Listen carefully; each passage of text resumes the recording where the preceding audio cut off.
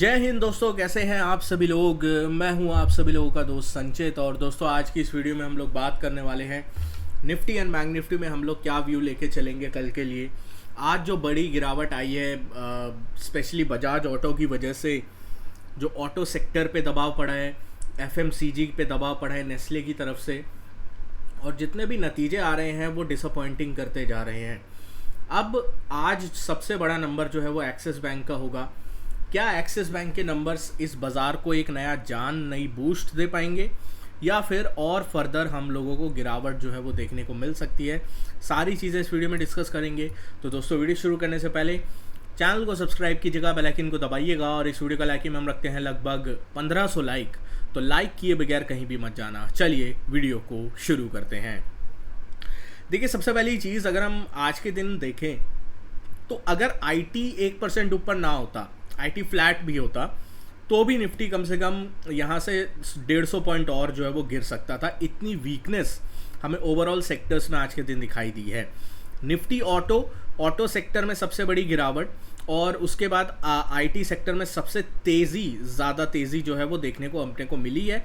Overall अगर आप देखो, एचडीएफसी बैंक भी आज गिरा, एक्सिस भी गिरा। रिजल्ट से पहले आईसीआईसीआई में हल्की फुल्की जो है वो रिकवरी की शुरुआत दिख रही थी परसों, बट वो फिजल आउट होते हुए वापस जो है वो आईसीआईसीआई भी गिरता हुआ दिखाई दिया। तो बैंकिंग फाइनेंशियल्स में कोई रिस्पाइट नहीं है।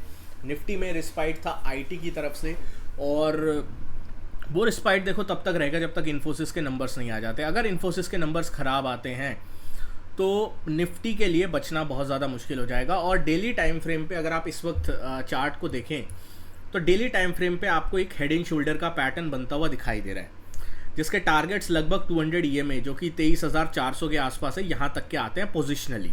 ठीक है, तो ऐसा नहीं है कि भाई फटाफट, यू नेवर नो, कोई अगर न्यूज़ फैक्टर की वजह से होता है तब अलग बात है, बट पोजिशनली हम लोग 23,300-400 की तरफ जा सकते हैं।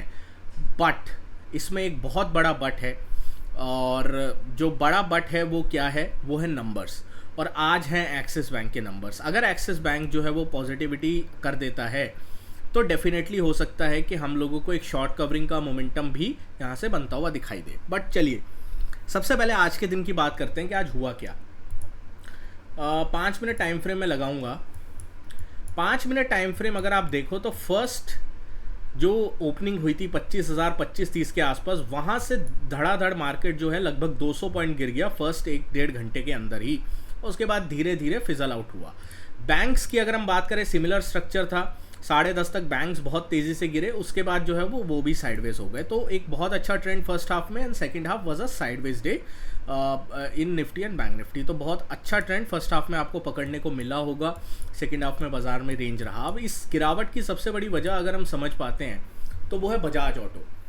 बजाज ऑटो ने ये बोला है कि बहुत गाइडेंस में उतनी पॉजिटिविटी हमें दिखाई नहीं दे रही है। बजाज ऑटो ने ये बोला है कि जो 15 दिन फेस्टिव सीजन के गए हैं उसमें भी वो चीज़ें नहीं हो रही हैं जो हमेशा से हम देखते हैं।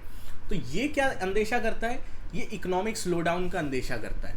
अब इकोनॉमिक स्लोडाउन अगर हो रहा है तो वो जीडीपी में क्यों नहीं दिखाई दे रहा, ये सबसे बड़ा सवाल है। दूसरी एक चीज़ है कि अगर इकोनॉमिक स्लोडाउन है तो क्या ये जो आज सारे एक्सपर्ट्स एकदम से इकोनॉमिक स्लोडाउन के बारे में बात कर रहे हैं, क्या इन्हें नहीं पता था पहले से? अगर आप ऑटो सेक्टर की रिपोर्ट्स पढ़ते हैं, अगर आप मार्केट में थोड़ा सा भी एक्टिव रहते हैं, और आपने मनी कंट्रोल वगैरह या कोई भी रिपोर्टिंग साइट अगर आपने डाउनलोड करी हुई है, आपके पास कई बार आर्टिकल आया होगा कि ऑटो सेक्टर की इन्वेंट्री बहुत ज़्यादा भरी हुई है। ये चीज़ अपने को पता थी पहले से, हम लोगों ने इस चैनल पे डिस्कस भी किया था मल्टीपल टाइम्स कि ऑटो सेक्टर की इन्वेंट्रीज बहुत ज़्यादा हैं। वो उनकी कारें बिक नहीं रही हैं, वो बड़ा डिस्काउंट डाल रहे हैं, तो उसके बावजूद ऑटो सेक्टर नहीं गिर रहा था। तो भाई उस वक्त क्या बदला? अब जब बजाज ऑटो ने बोला तब जो है लोगों ने माना कि हाँ यार अब तो सही बात है ये, मतलब तब से भी लोग कह रहे थे ना। बट यही है, मार्केट जो है इसी तरीके से काम करता है।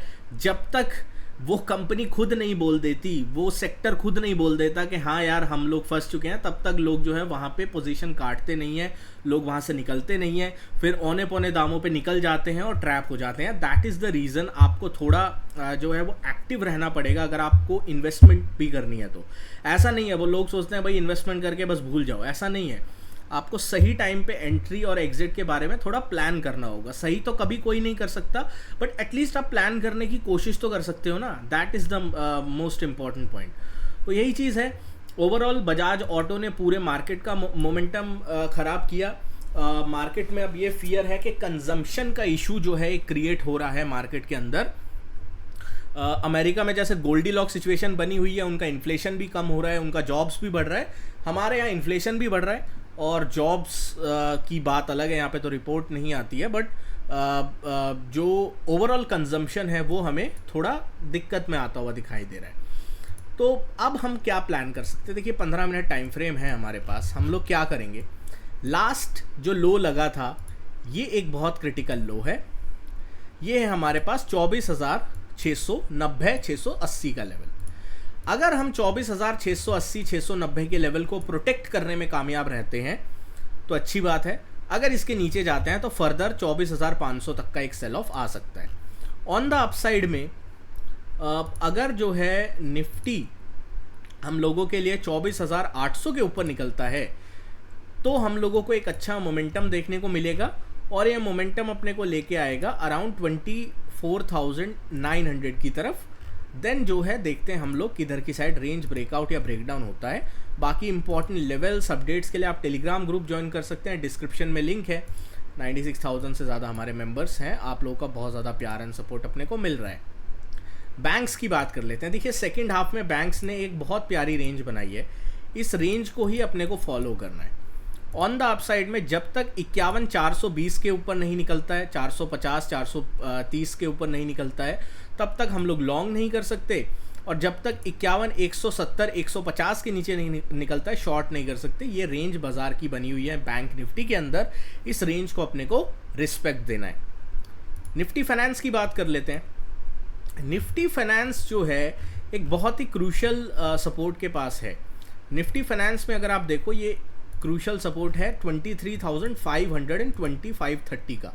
अगर 525-30 के लेवल को ब्रीच कर देता है निफ्टी फाइनेंस तो हम लोगों को एक फर्दर डाउनफॉल देखने को मिल सकता है जो निफ्टी फाइनेंस को 23,450-440 की तरफ लेके आएगा। ऑन द अपसाइड में अगर निफ्टी फाइनेंस जो है एक बार के लिए 23,650-640 के ऊपर एक बार के लिए अपडेट नहीं होता निकलता है तो हम लोगों को एक बार के लिए दोबारा से 23,710 की तरफ जो है निफ्टी फाइनेंस की रेंज जो है वो जाती हुई दिखाई दे सकती है। दोस्तों आशा करता हूँ वीडियो आपको पसंद आई होगी। ग्लोबल मार्केट्स आप सोच रहे होंगे आज मैंने ज़्यादा चर्चा क्यों नहीं करी, क्योंकि भाई ग्लोबल मार्केट्स में सब बढ़िया है। नैस्डैक डाउ बढ़िया है, ऑल टाइम हाई उनके लग रहे हैं। अगर हम यूरोप देखते हो वो 1.25% ऊपर है।